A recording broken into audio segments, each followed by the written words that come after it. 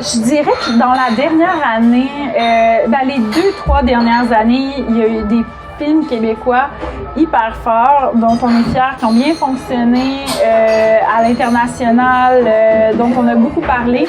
Puis il y a quelque chose d'hyper réjouissant là-dedans parce que longtemps, au Québec, la vision des Québécois sur le cinéma québécois, le public disait que le cinéma, c'était un cinéma gris c'était toujours des drames et qu'il y avait quelque chose de lourd. Et je crois que c'est une vision erronée, mais c'était la réputation, disons, que nos propres films avaient. Donc, souvent, le public québécois n'était pas toujours au rendez-vous.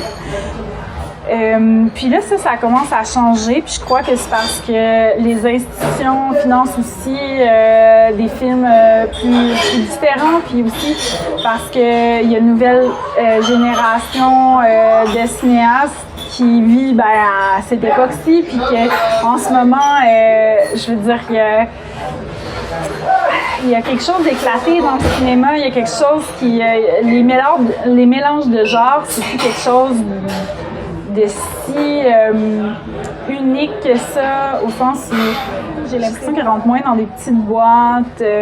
Puis ça, c'est parce que les institutions, finalement,